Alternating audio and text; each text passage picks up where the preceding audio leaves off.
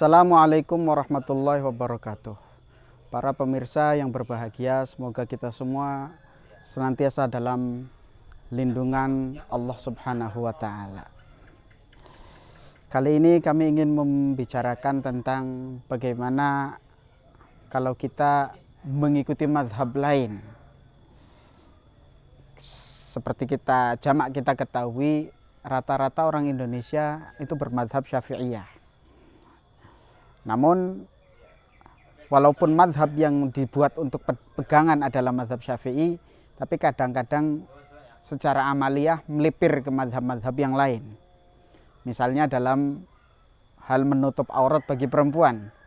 Kalau kita ikut mazhab Syafi'i, maka perempuan wajib menutup semua badannya, wajib bercadar. Karena seperti dalam Safinah juga, auratul mar'ati jami'u badaniha. Auratnya perempuan adalah semua badannya termasuk wajahnya itu wajib ditutupi.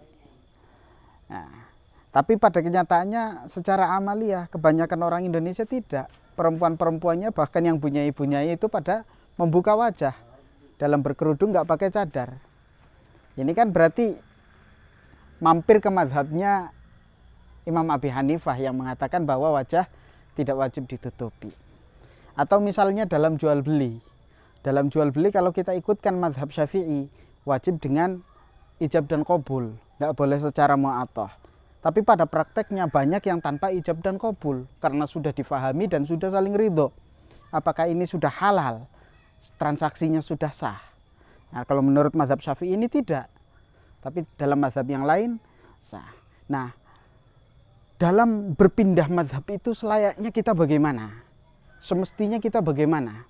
Dan boleh atau tidak sebagai mazhab Syafi'i kita ikut mazhabnya orang lain? Jawabannya boleh saja, asalkan tidak terjadi talfiq. Talfiq itu artinya pencampur adukan dua mazhab atau lebih dalam satu amal.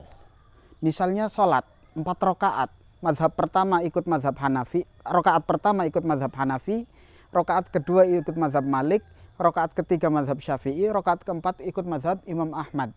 Jadi biar adil, fair, semua 4 mazhab dimasukkan semuanya dalam satu sholat. Nah, ini yang tidak boleh.